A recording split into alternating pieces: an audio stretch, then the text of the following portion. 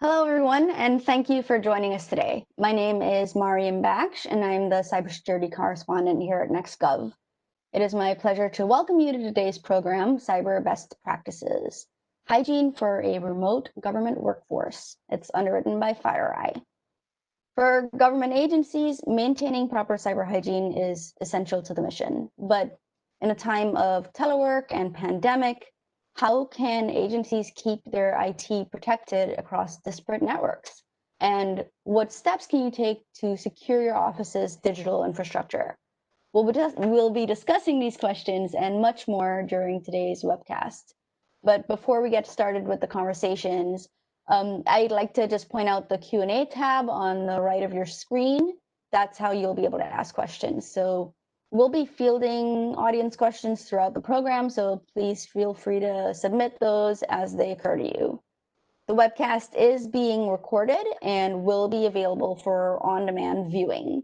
So now let's begin our program. We've got a great lineup of panelists today. First, Dr. Ronald Banks, technologist in the Division of Privacy and Identity Protection at the Federal Trade Commission.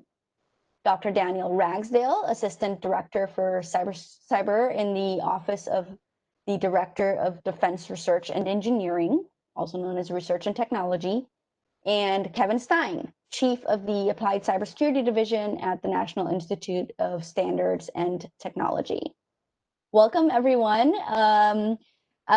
Before we get going with the questions, I want to give everyone a bit more time to just introduce themselves, tell us where they're coming from, and what they're focused on now in their roles.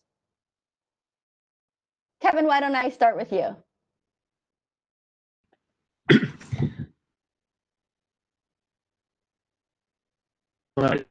Thanks to Mariam and Nextgov for including me and including NIST in today's discussion. And it's a really important one for sure. As Mariam mentioned, I'm Kevin Stein from NIST. I joined NIST about 14 years ago. Prior to that, I held operational security, cybersecurity, and consulting roles in the private sector and in government. And today I lead our applied cybersecurity program, which kind of very simply put, where we seek to cultivate trust in information and in systems and in technologies through the application of standards and guidelines and different types of technologies, but really with a focus on kind of producing and getting more useful and actionable resources out into the hands of practitioners so that you can take those and use them in meaningful ways within your organization. Ultimately, it's about helping organizations to better understand and manage risk. That dimension of risk management is key to everything that we do at NIST, and really managing that risk in the context of your missions and your business objectives. We've certainly, all learned a lot over the last several months that really can speak to how we can better cultivate trust and manage risk. So I'm looking forward to today's discussion. Thank you. Okay, we'll dig in on that. And then Dr. Ragsdale, who has given me permission to call him Rags, why don't you go next? Okay. Yeah, so again, thank you for the opportunity here. Some great panelists assembled, and I want to highlight that I know Kevin from former life, and just by way of background, about 5 years ago, I left federal service after probably serving for the better part of almost 37 years, forevermore, and went to Texas A&M to become a long-haired college professor and ride out the end of my otherwise mediocre career. And as it turns out, I got notified the Thanksgiving before last that they thought that there may be some value in me returning to federal service. So as it turns out, now I'm in the soon will be the 40th year of drawing a DoD paycheck. And the current role I'm in is I'm Principal Director for Cyber in Undersecretary of Defense for Research and Engineering.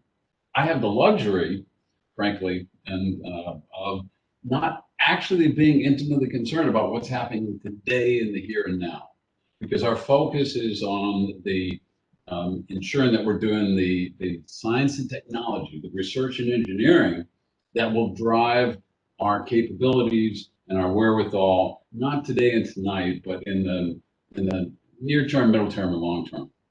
And just to further drive home that point, and I do lie awake at night because of this challenge. One of the challenges issued to the Undersecretary of Defense for Research and Engineering by Congress in the last National Defense Authorization Act was that we should pull together, get ready for this, a 25-year S&T roadmap for capabilities that we anticipate being available both for cybersecurity and cyber operations. So clearly we have a challenge ahead of us to try to forecast to determine what the specific context will be in the future, what increasingly mature technologies will be integrated in the context of providing some of that capability. So just wanted to level set that our focus is, while today and tonight is very important, as we well know, is more downrange. Thank you. Excellent, excellent. And that'll give us a nice counterbalance, right? Like, we're doing all of this right now to sort of adjust to the pandemic, but your job is to sort of think so far ahead. And in between all that, Lerone, you have the chance, the job of trying to keep up with all of this, right? So tell us a little bit more about yourself, how you got here, what your role is. Sure. My name's Ronald Banks. I think a short way to describe myself now, after hearing both Kevin and Rags, is I would say that I am the Kevin and Rags of the FTC. I think. No, seriously, I'm a computer scientist hired within the Division of Privacy and Identity Protection, which is a little bit of an archaic name that really refers to the FTC Security and Privacy Group. My role as a computer scientist there includes leading technical investigations into the data security and privacy practices of private sector businesses. That's included investigations into Apple, Amazon, Google, Facebook, Equifax, Ashley Madison, and a host of other consumer-facing businesses. Specifically, some of the things I do will be to advise federal and state attorneys on some of the technology trends, some of the things that we're seeing today, but also some of the threats that will face consumers in the future as well. And some of that includes contributing to agency outreach efforts, engaging academia, because they're sort of our eyes and ears on the grounds with in terms of trends in research. Contributing to agency reports like the data brokers reports, which try to highlight some of the practices of data brokers, considering that consumers aren't even aware of the profiles that have been collected about them. And some of the agency's current efforts to revise some of the FTC's rules, such as COPPA and GLB. What brought me to this work, I was trained as a computer scientist. I was always interested in matters of public interest, which led me to cybersecurity and privacy. I spent some time working at national labs, looking at insider threats. And from there, I was interested in addressing the skills gap, the tech skills gap in particular. So I was briefly a professor at Hampton University, and then I heard about the FTC's need to have internal technical expertise. And that's what brought me to the FTC, and I've been here so far for about 7 years. And I guess my main goal there was to increase the role of technology and research within the FTC, which is primarily dominated by attorneys. Right, that's a fair point. Yeah, I think when we were discussing earlier, you know, you said it's no secret the staffing challenges faced by the FTC on the technology side, certainly, but across the government, right? That's probably a topic for another webinar. Let's talk about the challenges of a remote workspace. I feel like I've just did one of these webcasts, but there's an appetite for people from people to know more about how they can secure their environments. I've sort of thought about this in terms of the cloud, virtual private networks, increased identity management. But I want to turn to Kevin and, Kevin, can you give us a sense of, between January or maybe more accurately March to now, your sense of how feds are coping with the challenges of securing their remote workspaces and where they might, whether it's within those 3 areas that I mentioned or, other things, they might need to focus in on more? Yeah, happy to. And I mean, it's something, certainly when March came around, February, March came around, I mean, pretty much the entire world, including the federal agencies, were kind of, thrown upside down, if you will, overnight. I think many organizations, agencies included, had, telework and remote work or remote environment capabilities to process and continue on their mission space. But it certainly was strained and stressed and challenged. And I think we all learned a lot, certainly in those early days and weeks, and continue to do so. I mean, I don't have an operational role per se at NIST, so I can't speak from the perspective of kind of the CIO shops, if you will, who kind of have their hands kind of in the bits and bytes each and every day, keeping these infrastructures up and running. But certainly, we try to learn from those experiences that agencies and others are experiencing, to help inform the types of resources, improvements to our resources that we produce and help provide, hopefully provide assistance to agencies. I mean, I think from the kind of categories, if you will, that you described of cloud and virtual private networks, increasingly the importance of identity management. I mean, even other things like a focus on security considerations around the use of virtual meeting platforms. I mean, those types of things. I mean, I've become much more familiar just on a personal basis with, all of these different platforms and both the security features as well as the, how to find the mute and unmute button. Those types of things over the last several months. And I think a lot of folks are kind of going through the same thing.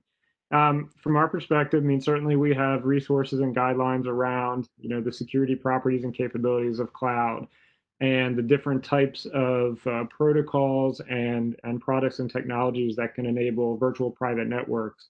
And, what are the kind of the different considerations if you're an organization that is seeking to either, implement or kind of stand up your own virtual private network capability, VPN capability, or you may choose to outsource to a provider of some sort, whether, for whatever reason that is.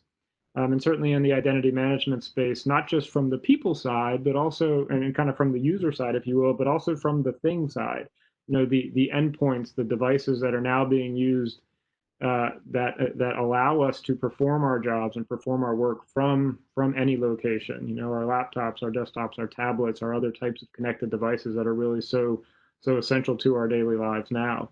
I think just to throw out a little bit of a buzzword, but it's one that's really starting to increase. We're increasing our attention. Is I kind of view all these things kind of wrapped up in that zero trust bucket, if you will.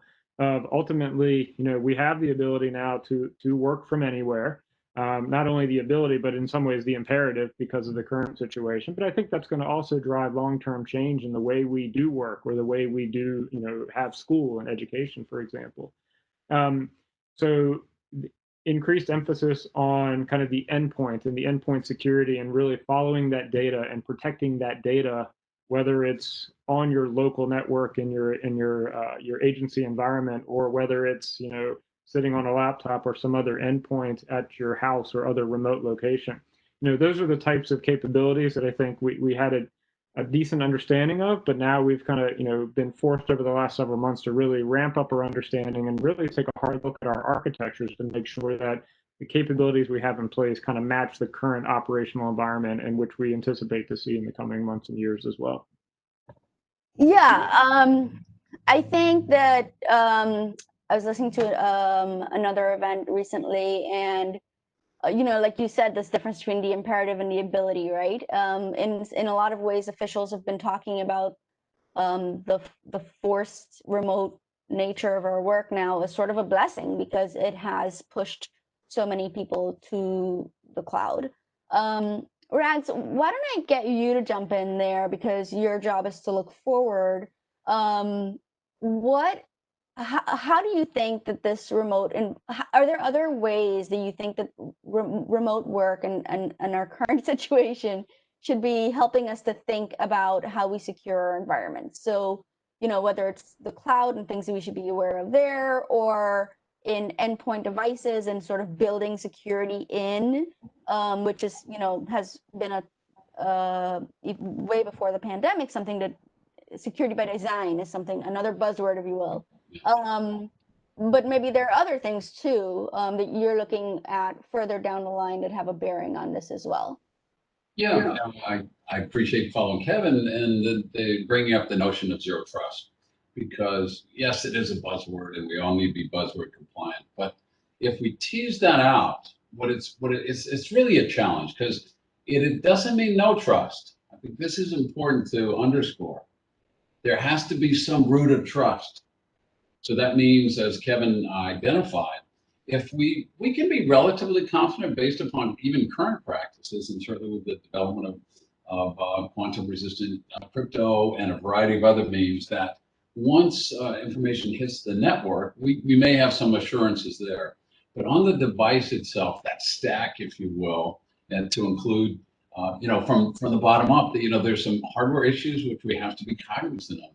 We have to be aware that there's vulnerabilities that can exist and persist with respect to firmware and the microkernels that make up our operating systems. That's another attack surface, the operating systems themselves, and then the applications. So we've got quite a bit of attack surface where we've got to have some degree of trustworthiness, even in the context of a zero trust mindset. And really, it's more of a mindset than that, but no one should ever leave the discussion thinking, oh, too easy, we just eliminate all trust.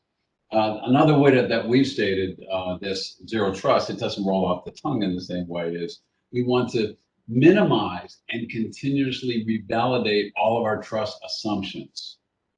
And that's we think, a much better way to state what zero trust is all about. So wherever possible, hold up to the light of day, identify those assumptions, because some of them are implicit, and then hold them up to the light of day and say, do we depend on that? And must we make that trust assumption? And if we can somehow eliminate that assumption, what we've done is we have reduced where we need to focus our very valuable attention. Also along the same lines, and this gets to Kevin again highlighted risk. We've got to be threat informed. So without the risk has to account for the prevailing threat. There's different threat profiles for all of our organizations, but we can be pretty well rest assured based upon unclassified activity on the part of nation states that want to gain access to our intellectual property. They want to gain access to our personal identifying information for whatever purposes. We have to all maintain an adversarial perspective. And so we've all seen some of these platforms. There are a shockingly bad choice of passwords, for example. There are shockingly bad examples that we've all seen where some of these bombing expeditions, if you will, where people are able to jump into the middle of what we perceive to be a relatively private discussion need to be accounted for. So in part, the prevailing wisdom within the department as we look at S&T initiatives in this space is to, and at least in one part, is to look at that secure stack. And I left off one critical dimension at the top that's often overlooked by us computer scientists. We've got a nice collection of computer scientists in the group, and that is the human dimension. We are hardwired to be susceptible to manipulation that comes to us by virtue of the systems that we're using. And that is not going to change radically. We're not going to change the basic nature, human nature. So we will be susceptible to manipulation on devices such as the one we're using right now. And so how can we develop technologies that will bring to us some cognitive and emotional resilience in the presence of some of these stimuli that we're going to receive through these media? We think this is a very, very important and potentially fruitful, but fraught with challenge topic. And the challenge, of course, we're in a freely elected democracy that respects individual civil liberties and the right to privacy and the right to be left alone. So as we develop these capabilities and technologies to give us resilience in the presence of what attempts to manipulate us, they're part of that stack. That's the point I'm trying to make. And while some of these topics get well beyond computer science, if we don't account for them, we could have that nearly perfectly secure stack from the hardware on up through the application. But we still have end users that are susceptible to manipulation. And they will potentially make mistakes, errors, and all of us, myself included, have received information through these medium that has caused an emotional response. And in the presence of that emotional response, our judgment is sometimes that is not where it need be. So part of our thrust, in addition to looking at that secure stack from all the technologies that would be associated with making that secure stack more secure in the presence of a zero trust environment, we're also looking very much at the cognitive and emotional dimension of those users that are going to be using the systems. Or Yeah, that's if I was to try to summarize very quickly on the human element, it sounds like there's considerations on the user end, right? But there's also considerations on the front end and trusting your suppliers, which is another very fraught topic. And we can talk a little bit more about, like you were saying, tracking the adversary, keeping that threat in mind. But Laurent, I want to bring you in because, on this issue of trust, I've always been taught trust but verify, tie your trust in God, but tie your camel. This is like an Islamic proverb. And so I wanted to get you to talk a little bit about, the FTC's process for looking at our equipment or technology suppliers and, how we can have a reasonable amount of trust in them. What are some of the things that you look for particularly in the technologies that enable us to work remotely? That is quite a loaded question. So let's see where I can start. The first thing I like to do is add on, I think, to something that Rag said earlier, talking about the human element. I He's such a professional. I think he slid this in because he knows that September is National, I guess, Insider Threat Awareness Month. And so I think what he described was actually an aspect of the insider threat problem. I mean, I think in some contexts, we think of insider threats as malicious people who are attempting to exfiltrate data or do things like that. But there's another aspect where you have benign insiders who can become victims to phishing and other types of threats that also, I think, compound this insider threat problem. So I think that was a great opportunity to highlight that September is the time for awareness for that, and this is like an avenue for that. In terms of validating third parties, it's actually a tricky issue because you have organizations that if they have loose governance, this is typically the easy case, right? So they have loose governance internally, and they're not even aware of the provisions that they have with their third parties. So they're not aware, or they may not have in place contracts that that cover security and privacy services. So that's an easier instance to pursue, right? If a company doesn't sort of have any oversight or any contractual obligations in its dealings with third parties, then that's a sure sign, or they're not aware of what the terms of those contracts are. That's a sure sign that they may have an issue and they may be less trustworthy. That organization. A slightly more nuanced circumstance is a situation where a company has third parties with contracts in place, but the contracts are broad, like using the term reasonable in reference to security. The issue there is that the contract may have some general provisions that say company X will provide standard security services, although I'm sure Rags and Kevin can sort of attest to what does that even mean, standard security services. But oftentimes, because these contracts are written without input, oftentimes from technical people, the terms and the details or an understanding of exactly what is covered is unclear. And so in that instance, you have a company or an organization that may feel like it has a strong sense of governance because they have contracts in place, because they're aware of who their third party suppliers are. But if they are not clear about the details of the terms or exactly what those terms mean, so exactly what services are provided, what does it mean if a company says that they'll secure your email? It's unclear, but those are some of the types of general provisions that we see on the consumer side. I guess I'd make a distinction a little bit between the consumer side and the government side, because fortunately for government entities, there are standards that exist that they can follow. Whereas on the consumer side, the regulatory landscape is much less well defined. That presents, I think, another challenge for consumers in terms of trying to identify which companies they can most trust. That is an excellent point, and opportunity to segue a little bit to the man who works at the standards organization. So what are some of the standards that federal agencies, I guess the contracting officers, should be looking at when they're considering, how to set themselves up for remote work? In terms of the things I mentioned earlier, I mentioned VPNs, but I think that this might be, I'm particularly curious about this in the cloud.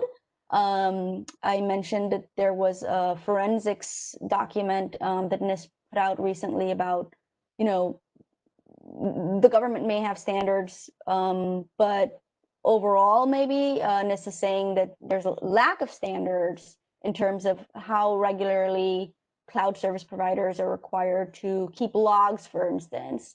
So maybe, Kevin, give us an idea of what the situation is more broadly in terms of standards for people to operate under, suppliers, and then within the government, and how we as the government, the administration is, has looked to protect federal agencies. Or have them. Yeah, happy to. There's a lot of dimensions to that question. I would say maybe a little joke we have in NIST on standards is that the beauty of standards is that there are so many of them.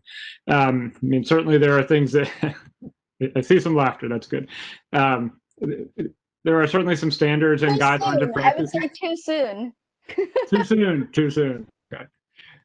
Yeah, there are definitely standards and other resources that we put out at NIST that are, used by federal agencies, but certainly are kind of more broadly adopted, voluntarily by other communities as well, industry and others, including globally. I think those types of resources, whether there are federal information processing standards or different docs in our special publication series that cover a lot of different topics and territories, in the cybersecurity and increasingly the privacy space, are used to either inform or support acquisition decisions. They can be, used by reference, or in some cases, some text might be even copied in to some of that solicitation language. Ultimately, you mentioned cloud earlier as well, in the context of this question. In the government, we have the FedRAMP program, which really provides kind of that common baseline, if you will, for different cloud providers. And I know the FedRAMP folks have produced some acquisition FAQs and guides to help agencies and probably other organizations that have an interest in building their solicitations to include the right type of appropriate or reasonable security language in their acquisitions as well. I'd say a couple points just to kind of highlight just on contracting in general with respect to cybersecurity. As it's kind of come up a little bit before, we live in a very dynamic environment. So when you think about, we all have diverse missions and business objectives. The threat environment changes very, very rapidly. Certainly the volume of data and the proliferation of data is increasing in many different ways as well. So, given this dynamic environment, we like to encourage folks to focus on outcomes as opposed to kind of, very specific, kind of fine-grained, contractual requirements that may dictate a solution, that when there really could be multiple solutions or multiple approaches to address those from a security perspective, for sure. And I think that has the added benefit of allowing kind of innovation to flourish, if you will, in this type of environment, and those creative juices to flow.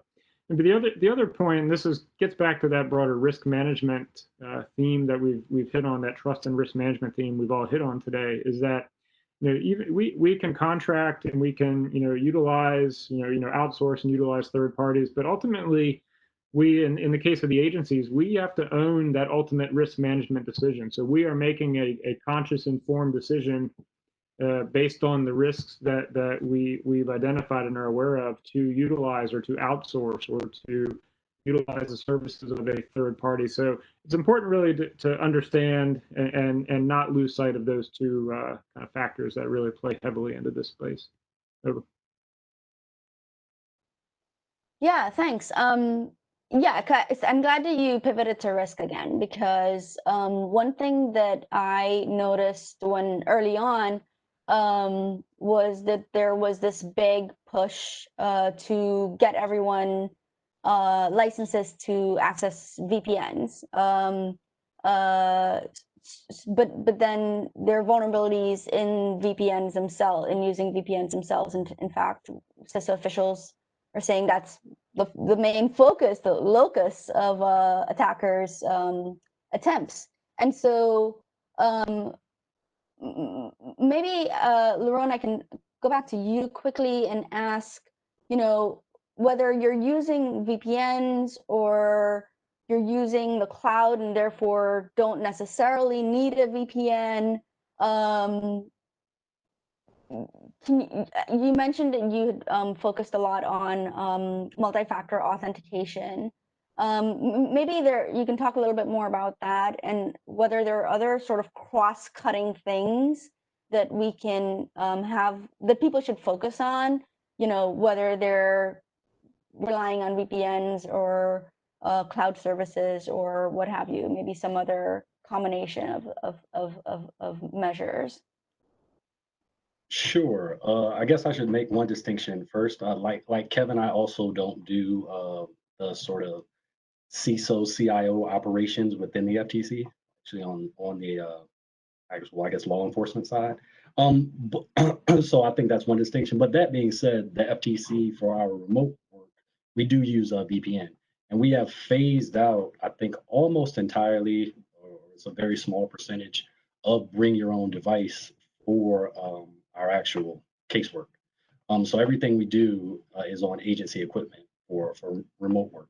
And that's an effort that actually had been undertaken maybe at least a year before the pandemic and everything else. So internally, I think the FTC was always moving towards a more fulsome remote solution. And I think this event has sort of pushed that effort forward even faster. And yeah, I guess there were some hiccups along the way, but I think for the most part, it's been a smooth transition internally in terms of how we operate. That said, I can talk a little bit about what we've seen in terms of consumer-facing businesses' general practices around